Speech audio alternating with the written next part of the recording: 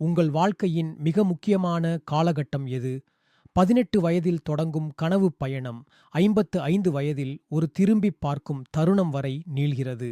இந்த காலகட்டத்தில் நீங்கள் எடுக்கும் முடிவுகளும் நீங்கள் பின்பற்றும் விதிகளும் தான் உங்கள் எதிர்காலத்தை தீர்மானிக்கின்றன. நீங்கள் சரியான பாதையில்தான் செல்கிறீர்களா? நண்பர்களே, வணக்கம். இன்று உங்கள் வாழ்க்கையின் 18 வயது முதல் 55 வயது வரை நீங்கள் கட்டாயம் தெரிந்து கொள்ள வேண்டிய 12 சக்தி வாய்ந்த வாழ்க்கை விதிகளைப் பற்றி பார்க்கப் போகிறோம். இவை வெறும் அறிவுரைகள் அல்ல, காலத்தால் சோதிக்கப்பட்டு பலரின் அனுபவத்தால் உறுதி செய்யப்பட்ட வெற்றிக்கான திறவுகோல்கள். இந்த விதிகளை நீங்கள் சரியாக புரிந்து கொண்டால் உங்கள் வாழ்க்கையில் தெளிவும் வெற்றியும் மன அமைதியும் நிச்சயம் உண்டாகும். நான் பகிரப்போகும் அனைத்து தகவல்களும் முற்றிலும் இலவசமானவை. எனவே ஒரு நன்றியின் அடையாளமாக இந்த காணொளிக்கு நீங்கள் ஒரு லைக் கொடுத்தால் நான் மிகவும் மகிழ்ச்சியடைவேன். இப்போது உங்களில் சிலர் சீக்கிரமாக விலகிச் செல்ல நினைக்கலாம், ஆனால் அது நீங்கள் செய்யும் மிகப்பெரிய தவறாக இருக்கும். இந்த காணொளியை முழுமையாக இறுதி வரை பார்க்கவில்லை என்றால் உங்கள் வாழ்க்கையில் மிகப்பெரிய மாற்றத்தை ஏற்படுத்தக்கூடிய முக்கிய புள்ளிகளை நீங்கள் தவறவிடுவீர்கள். எனவே சௌகரியமாக அமர்ந்து கொள்ளுங்கள், முழு மனதுடன் கவனிக்க தயாராகுங்கள். வாருங்கள், நம்முடைய பயணத்தை தொடங்கலாம். புள்ளி 1: ஆரோக்கியமே உண்மையான செல்வம். அதை இளமையிலேயே பாதுகாத்திடுங்கள். பணம், புகழ், வெற்றி என அனைத்தையும் சம்பாதித்துவிட்டு அதை அனுபவிக்க உடல் ஆரோக்கியம் இல்லை என்றால் என்ன பயன்? உண்மையான செல்வம் என்பது உங்கள் உடலில் இருக்கும் ஆற்றல்தான். இளமையில் செய்யும் சிறு தவறுகளான தூக்கமின்மை, தவறான உணவு பழக்கம், உடற்பயிற்சியின்மை போன்றவை பிற்காலத்தில் பெரிய நோய்களுக்கு வழிவகுக்கும். உங்கள் வாழ்நாளை விட ஆரோக்கியமாக வாழும் நாட்களே முக்கியம். தினமும் 30 நிமிட உடற்பயிற்சி, சரிவிகித உணவு, போதுமான உறக்கம், இந்த மூன்றையும் உங்கள் இளமையின் முதலீடாக நினைத்துச் செய்யுங்கள். புள்ளி 2: காலம் வேகமாகச் செல்லும். மற்றவர்களுக்கு உங்களை நிரூபிப்பதில் அதை வீணாக்காதீர்கள். நேரம் என்பது முன்னோக்கி மட்டுமே செல்லும் நதி. அதை தடுத்து நிறுத்த முடியாது. ஆனால் நம்மில் பலர் மற்றவர்கள் என்ன நினைப்பார்கள் என்ற ஒரே ஒரு கேள்வியில் நம்முடைய பொன்னான நேரத்தை வீணடிக்கிறோம். சமூக ஊடகங்களில் மற்றவர்களிடம் காட்டிக்கொள்வதற்காக வாழ்வதும் அவர்களின் ஒப்புதலுக்காக ஏங்குவதும் உங்கள் நேரத்தையும் ஆற்றலையும் திருடும் செயல்கள். உங்களை உண்மையிலேயே நேசிப்பவர்களுக்கு நீங்கள் எந்த விளக்கமும் கொடுக்க தேவையில்லை. உங்கள் வாழ்க்கையை உங்களுக்காக வாழுங்கள், மற்றவர்களின் கருத்துக்களுக்காக அல்ல. புள்ளி 3: பட்டங்களை விட திறமைகளே அதிகம் சம்பாதித்துக் கொடுக்கும். தொடர்ந்து கற்றுக்கொண்டே இருங்கள். ஒரு பட்டம் என்பது கல்வி பயணத்தின் ஒரு பகுதி மட்டுமே, அது முடிவல்ல. வேகமாக மாறி வரும் இந்த உலகில் உங்கள் பட்டத்தை விட உங்களிடம் இருக்கும் நடைமுறை திறமைகளுக்கே அதிக மதிப்பு. இன்று தேவைப்படும் ஒரு தொழில்நுட்பம் நாளை இல்லாமல் போகலாம். எனவே உங்கள் அறிவை புதுப்பித்துக் கொண்டே இருப்பது அவசியம். இணையத்தின் உதவியுடன் புதிய திறமைகளை கற்றுக்கொள்ளுங்கள். கற்றல் என்பது வயதை பொறுத்தது அல்ல, அது உங்கள் ஆர்வத்தை பொறுத்தது. உங்கள் திறமைகளே உங்கள் உண்மையான சொத்து. புள்ளி 4: நண்பர்கள் வருவார்கள் போவார்கள், குடும்பமே நிரந்தரம். வாழ்க்கை பயணத்தில் நாம் பலரை சந்திக்கிறோம். சூழ்நிலைகள் மாறும்போது நட்புகளின் தன்மையும் மாறும். இது இயற்கையானதே. பள்ளி நண்பர்கள், கல்லூரி நண்பர்கள் என பலர் வந்தாலும் நம்முடைய இன்பத் துன்பங்களில் எந்த எதிர்பார்ப்பும் இன்றியுடன் நிற்பது நம் குடும்பம் மட்டுமே. இங்கே குடும்பம் என்பது இரத்த பந்தங்களை மட்டும் குறிக்காது, உங்களை நீங்களாகவே ஏற்கும் உண்மையான உள்ளங்களையும் குறிக்கும். வெளியுலகில் நட்பை தேடும் அதே வேளையில் நமக்காகவே காத்திருக்கும் குடும்பத்தின் அன்பை ஒருபோதும் சாதாரணமாக எண்ணிவிடாதீர்கள். புள்ளி 5: உங்களுக்கு பணம் தேவைப்படாத போதே சேமிக்கத் தொடங்குங்கள். பிற்காலத்தில் நீங்களே உங்களுக்கு நன்றி சொல்வீர்கள்.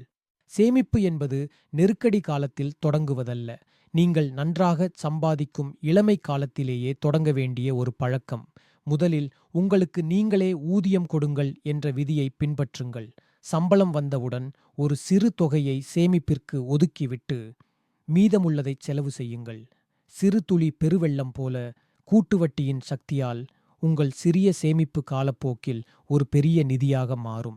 இன்று நீங்கள் சேமிக்கும் ஒவ்வொரு ரூபாயும் உங்கள் எதிர்காலத்திற்கு நீங்கள் கொடுக்கும் பாதுகாப்பு. புள்ளி 6: சண்டைகளை விடுத்து அமைதியை தேர்ந்தெடுங்கள். அது உங்கள் ஆற்றலுக்கு தகுதியற்றது. நம் வாழ்வில் தேவையற்ற சண்டைகள், வாக்குவாதங்கள், எதிர்மறை எண்ணங்கள் நம் ஆற்றலை உறிஞ்சும் பூதங்கள் போன்றவை. ஒவ்வொரு போரிலும் நீங்கள் ஜெயிக்க வேண்டும் என்ற அவசியமில்லை. சில சமயங்களில் அமைதியாக விலகிச் செல்வதே மிகப்பெரிய வெற்றி. உங்கள் மன அமைதிதான் உங்கள் மிகப்பெரிய சொத்து. ஒரு வாக்குவாதம் தொடங்கும் முன், இது என் மன அமைதியை விட மதிப்பு வாய்ந்ததா என்று உங்களையே கேட்டுக்கொள்ளுங்கள். பெரும்பாலான நேரங்களில் பதில் இல்லை என்பதாகவே இருக்கும். உங்கள் ஆற்றலை ஆக்கப்பூர்வமான செயல்களுக்குச் செலவிடுங்கள். புள்ளி 7. உங்கள் தினசரி பழக்க வழக்கங்களே உங்கள் எதிர்காலத்தை வடிவமைக்கின்றன, உத்வேகம் அல்ல. உத்வேகம் என்பது ஒரு மின்னலைப் போன்றது. அது திடீரென வரும், உடனே மறைந்துவிடும். அதை நம்பி பெரிய இலக்குகளை அடைய முடியாது. ஆனால் பழக்க வழக்கங்கள் அப்படியல்ல. அவை தொடர்ந்து இயங்கும் இயந்திரம் போன்றவை. வெற்றி பெற்ற மனிதர்கள் உத்வேகத்திற்காக காத்திருப்பதில்லை. அவர்கள் நல்ல பழக்க வழக்கங்களை உருவாக்குகிறார்கள். தினமும் ஒரு பக்கம் படிப்பது, தினமும் 15 நிமிடங்கள் உடற்பயிற்சி செய்வது போன்ற சிறிய தொடர்ச்சியான செயல்களே பெரிய வெற்றிகளுக்கு அடித்தளமிடுகின்றன. உங்கள் பழக்க வழக்கங்களில் கவனம் செலுத்துங்கள். உங்கள் எதிர்காலம் தானாகவே பிரகாசிக்கும். புள்ளி 8. இந்த உலகம் உங்களுக்கு எதையும் கடன்பட்டிருக்கவில்லை. உங்களுக்கு வேண்டியதை நீங்கள்தான் உழைத்துப் பெற வேண்டும். நான் ஒரு நல்லவன், அதனால் எனக்கு நல்லது நடக்க வேண்டும் என்று எதிர்பார்ப்பது மனித இயல்பு. ஆனால் இந்த உலகம் யாருடைய மகிழ்ச்சிக்கும் கடன்பட்டிருக்கவில்லை. உங்கள் வாழ்க்கையின் முழு பொறுப்பும் உங்களுடையது மட்டுமே. சூழ்நிலைகளை குறை கூறுவதை விடுத்து, இந்த நிலையில் என்னால் என்ன செய்ய முடியும் என்று யோசிக்கத் தொடங்குங்கள். இதுதான் வளர்ச்சி மனப்பான்மை. உங்களுக்கு வேண்டியதை நீங்கள்தான் முயற்சி செய்து உழைத்துப் பெற வேண்டும். இந்த எண்ணம் உங்களை சக்தி வாய்ந்தவராக மாற்றும். புள்ளி 9. முடியாது என்று சொல்ல கற்றுக்கொள்ளுங்கள். அது ஒரு மகா சக்தி. மற்றவர்களை திருப்திப்படுத்த வேண்டும் என்பதற்காக உங்கள் சக்திக்கு மீறிய காரியங்களுக்கு சரி என்று சொல்வது உங்கள் நேரத்தையும் ஆற்றலையும் நீங்களே திருடுவதற்குச் சமம். தேவையற்ற விஷயங்களுக்கு முடியாது என்று சொல்வது சுயநலம் அல்ல, அது சுயமரியாதை. நீங்கள் ஒரு விஷயத்திற்கு முடியாது என்று சொல்லும்போது, உங்களுக்கு உண்மையிலேயே முக்கியமான மற்றொரு விஷயத்திற்கு ஆம் என்று சொல்கிறீர்கள். உங்கள் முன்னுரிமைகளை பாதுகாக்க ஹோஃப்லிஷ்மாக மறுக்க கற்றுக்கொள்வது ஒரு முக்கியமான வாழ்க்கை திறன். புள்ளி 10. உடல் ஆரோக்கியத்தைப் போலவே மன ஆரோக்கியமும் முக்கியமானது. உடலுக்கு காயம் ஏற்பட்டால் மருத்துவரிடம் செல்வது போல, மனதிற்கு சோர்வோ அழுத்தமோ ஏற்பட்டால் அதற்கும் உதவி தேடுவது அவசியம். மனநலமும் உடல் நலமும் ஒன்றோடொன்று பிணைந்தவை. தொடர்ச்சியான மன அழுத்தம் உங்கள் உடல் நலத்தையும் பாதிக்கும்.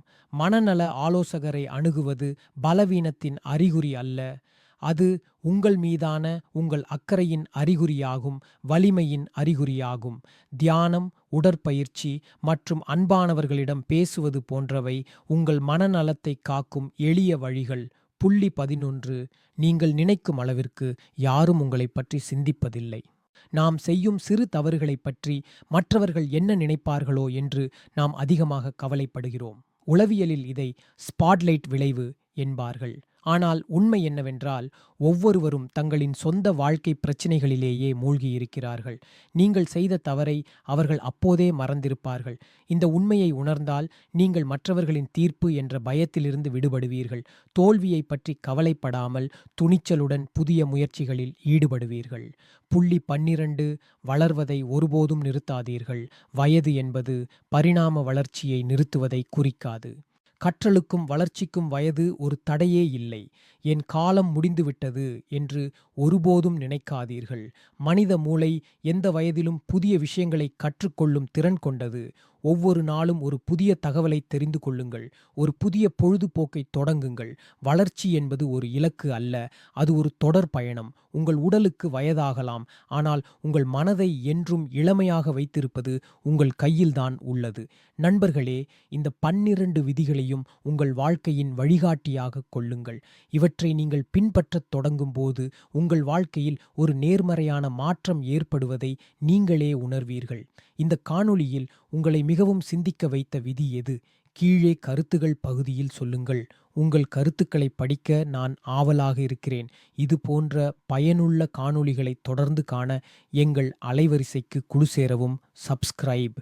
அடுத்த காணொளியில் சந்திப்போம். நன்றி.